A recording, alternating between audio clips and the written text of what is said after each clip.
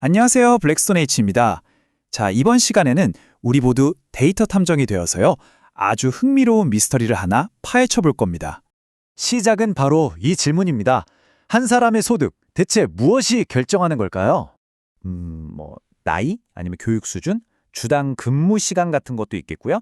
자녀 수나 배우자 소득까지. 와, 변수가 정말 많죠?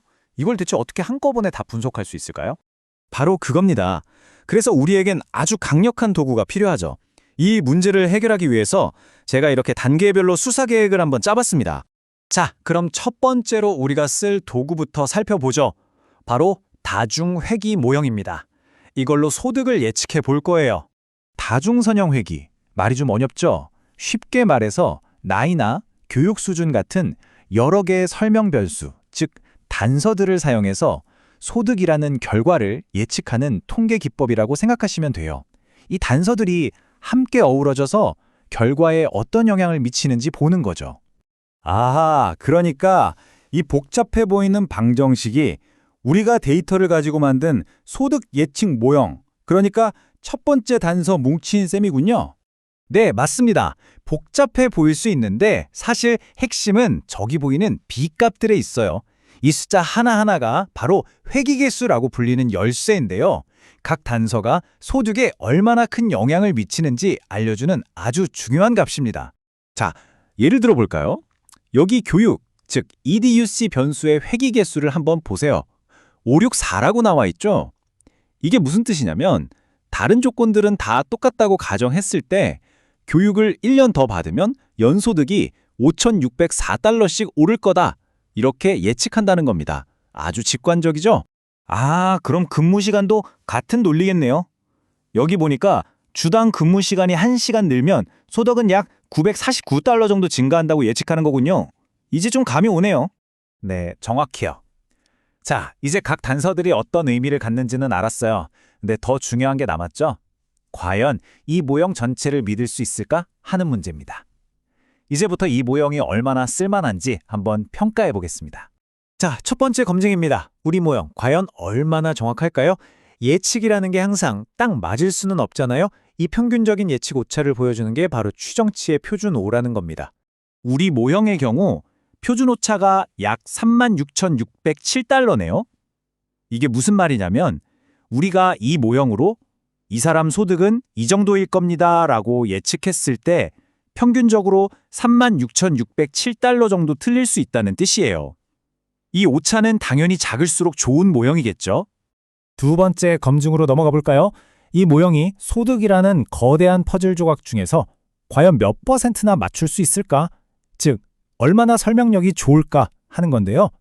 이걸 알려주는 지표가 바로 수정된 결정 개수, Adjusted R-Squared입니다. 결과를 보니까 0.2745가 나왔네요. 퍼센트로 바꾸면 약 27.5%입니다. 이건 우리가 투입한 나이, 교육, 근무 시간 같은 단서들이 사람들 간의 소득 차이를 27.5% 정도 설명해 준다는 뜻이에요. 27.5%면 솔직히 그렇게 높아 보이진 않는데요? 나머지 70% 이상은 설명이 안 된다는 거잖아요.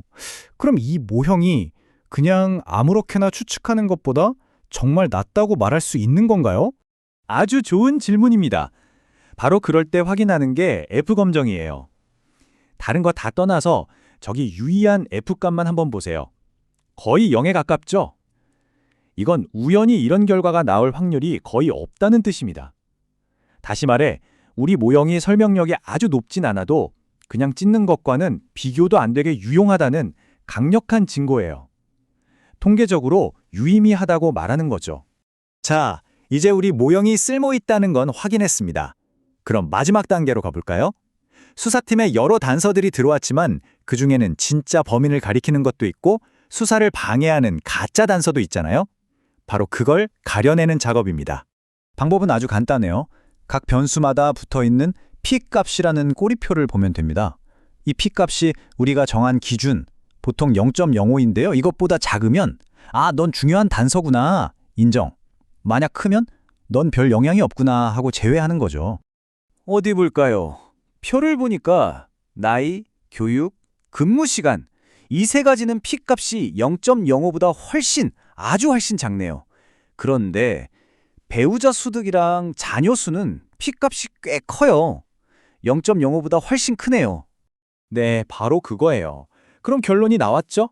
이번 소득 예측 사건에서 결정적인 단서는 나이, 교육, 그리고 근무 시간이었습니다.